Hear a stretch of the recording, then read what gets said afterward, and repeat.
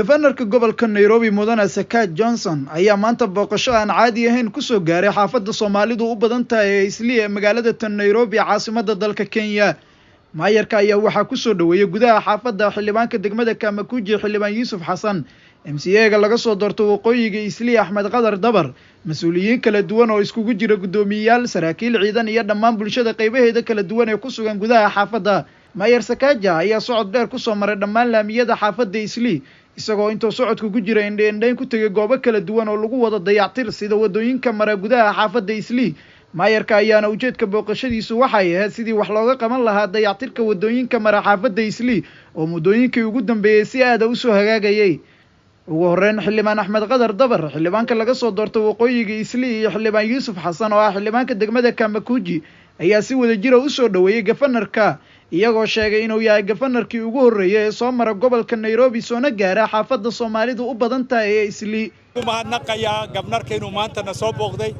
waa gabnarkii ugu horreeyay intaan xildhibaanka ahaa ee jidad ka dhisa xaafadeena. waxaan markaa ku soo dhaweynayaa xaafadda asaga iyo xildhibaanada la socda. waxaan leeyahay hawsha halka ka sii wad, xaafaddana jidadkeeda u hareeyay halaabsan dhammaystira. magaalada dawladda hoose ay hoos yimaadaan, canshuur fara badanna waan bixinaa, noo dhammaystira jidadka weli aan la dhammaystirin. waxaa farxad weyn noo ah in xaafadda maanta gabanarka magaalada Nairobi inuu xaafadda soo booqday Islii California Airbase oo u soo booqday mashruucyada horumarinta xaafadda, wadooyinka dawladda hoose county ku maqan xaafadaha gudaha galgala ee Fiila Roadska, wadooyinka waaweyn ka sare dawladda sare ayaa noo dhistay oo hogaaminaya xildhibaan Yuusuf Xasan. wadooyinka naga dhinayna wadooyinka yararka ahayn aniga iyo xildhibaan Fuad iyo xildhibaan Hashim iyo xildhibaan Nicholas Isri South iyo Petit waxaan mid ka noqonay inaan kaashano oo barasaabka magaalada Nairobi inuu qayb weyn iyo garab weyn naga siiyo waxa la wixii dawladda hoose county Nairobi ku maqan. wadada 8th Street ee Airbase, wadada 9th Street ee Islii North, wadada Sabayat Malawi 9th Street 7th Street, wadadan Captain Mungai, kulli wadooyinka dhan waa la dhisaya. Juakali Sheed waa la dhisay, Shilisha Shilahol, xafiiska MCA-ga, xafiiska ward manager-ka iyo xafiiska mas'uuliyiinta dawladda hoose county-ga laga sameeyay ayadana waa la dhisay. wallahi waa guul weyn oo noo soo yeetay xaafadda Islii. waa markii ugu horeysay governor Nairobi laga soo doortay ee xaafadda u yimid mashruuc horumarna u yimid iyadoo cod iyo siyaasad uu raadinay oo mashruuc in dadkan dhaqaalaha laga qaaday in wax lagu qabanayo mashruuc lagu qabanayo. waxaan rabnaa si weyn inaan ula dagaalano nadaafadda xaafadda ka jirta, nadaafad xumida. waxaan rajaynaynaa insha Allah inaan ku guuleysan doono wadooyinka yararka aan dhameystiri doono, xaafaddana nadaafadeedana dhameystiri doono. waxaan aragnaa xaafadda Islii meelo badan oo kamid ah in wadooyinka la dhisay waxa laga meelo badan oo kamid ah weli aan loo tigin oo waxba laga qaban.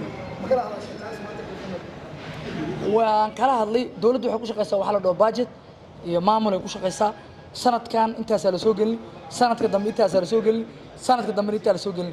waxaan rajaynayaa insha Allah 3 sano soo socota xaafadda Islii North Airbase iyo California guud ahaan xaafadda Islii in wada yar oo halaysan in la arki doono. dambeyn gafanarka magaalada Nairobi Mudane Sakaja ayaa u mahad celisay mas'uuliyiintii soo dhaweyntan u sameeyay iyo shacabkii baasanaa ee socodka dheer kula maray gudaha xaafadda, isagoo sheegay inuu ku faraxsan yahay inuu maanta soo booqdo xaafadda Soomaalidu u badan tahay ee Islii.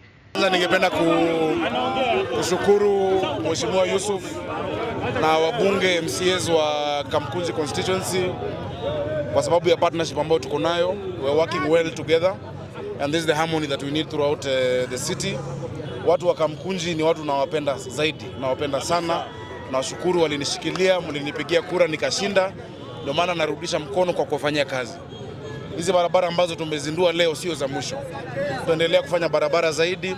Tumepitia kwa soko ambayo tunafanya public private partnership ili soko isimame na miradi zitaendelea kuja kwa wingi kwa sababu this is you must feed the goose that lays the golden egg.